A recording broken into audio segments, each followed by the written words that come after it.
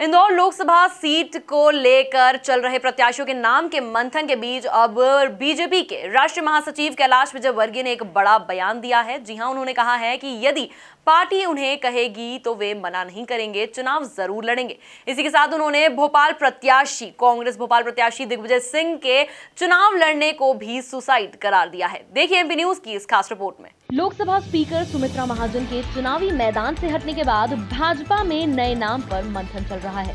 यूं तो विकल्प के रूप में कई नेताओं के नाम सामने आए हैं, लेकिन सबसे बड़ी पहेली राष्ट्रीय महासचिव कैलाश विजयवर्गीय के नाम की है। विजयवर्गीय लड़ेंगे या नहीं लड़ेंगे, क्योंकि पश्चिम बंगाल यानी ममता के गढ़ में सेंध लगाने की जिम्मेदारी भी पार्टी आला कमान ने इन्हीं के कंधों पर सौंपी है। लेकिन विजयवर्गीय ने तमाम जिम्मेदारियों के बीच खुद के चुनाव लड़ने को लेकर बड़ा बयान दिया है। यदि पार्टी जिम्मेदारी देगी तो मना नहीं कर सकते, लड़ेंगे हम चुनाव।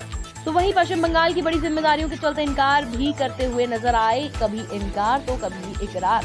जरा आप भी सुन लीजिए कैलाश जी का टिकट बयान। देखिए, पश्चिम बंगाल में हम वो रिजल्ट लाएंगे जो लोगों को कल्पना नहीं है। पश्चिमी बंगाल की जनता मोदी जी के प्रति दीवानी है और ममता जी के आतंक के खिलाफ वह वहाँ पर निश्चित रूप से मोदी जी को वोट करें। ताई की नाराजगी नहीं है, तो ताई तो नेता हमारी कल भी थी, आज भी और कल भी रहेगी। पार्टी का निर्णय है 75 साल से ऊपर वालों को टिकट नहीं देना। ताई ने स्वागत भी किया और इसीलिए उन्होंने कहा कि ठीक है, मैं नियम का पालन करूँ और उनकी कोई नाराजगी नहीं है। पार्टी को निर्णय लेना है, जो भी लड़ेगा यहाँ से वो जीतेगा। मैं तो पार्टी को मैंने मना किया है कि मैं भी बंगाल में हूँ।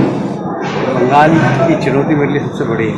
अब और इंदौर में तो कभी भी आके इंदौर की जनता तो बहुत प्यार करती है, तो कभी भी आके कोई सा भी चुनाव लड़ सकते हैं इंदौर। पर अभी बंगाल की चुनौती हमारे लिए बड़ी है, मैं वहाँ से अपना ध्यान डाइवर्ट नहीं करना चाहता। देखिए, तो भी एक थोड़ी औपचारिकता होती है, फॉर्म भरने की, जनसंपर्क करने की, लोगों से मिलने की, तो वो जरा थोड़ा सा मतदाताओं को भी अच्छा लगेगा कि इतना घमंड आ गया, मिलने भी नहीं आ रहा है। मैं नहीं चाहता हूँ ऐसी कोई प्रतिक्रिया किसी के मन में आए।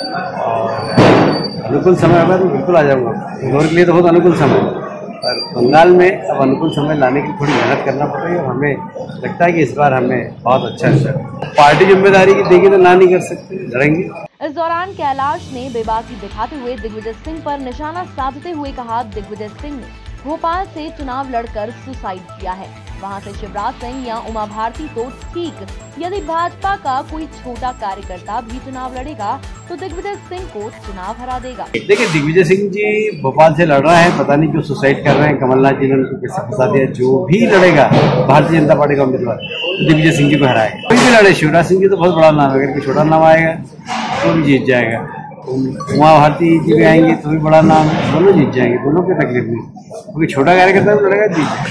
नहीं, मैं तो यही सलाह दूंगा कि खूब मेहनत करें और इतनी मेहनत करें कि कम वोट से हारें। दिग्विजय सिंह जी हैं, जहाँ तालाब दिखाते हैं वहाँ पानी नहीं मिलता है, और ये सारा प्रदेश जानता है और सारे पॉलिटिशियन जानते हैं। तो ये तो मजबूरी में फंस गए अपनी बात पे, और कमलनाथ और सिंधिया जी ने उनको फंसा दिया। अब उनको समझ में नहीं आ रहा है कि न खाते बन रहा है न उगलते बन रहा है। तो जितनी नौटंकी कर सके करेंगे, ये कोशिश करेंगे कम वोट से हारूं मैं। तो वहीं इस दौरान ई टेंडरिंग की कार्रवाई पर भी कमलनाथ सरकार पर निशाना साधा। कुल मिलाकर इंदौर की राजनीति की रग-रग से वाकिफ कैलाश विजयवर्गीय चुनाव लड़े या न लड़े, लेकिन एक बात तो तय है, इंदौर की चाबी बिना कैलाश की सहमति के किसी को भी नहीं दी जाएगी। लेकिन राजनीति में कहा जाता है, जो दिखता है वो होता नहीं और जो होता है वो दिखता नहीं। ऐसे में ताई के बाद कौन, यह पहेली अभी भी अनसुलझी नजर आ रही है। Bureau report, MP news, Indore.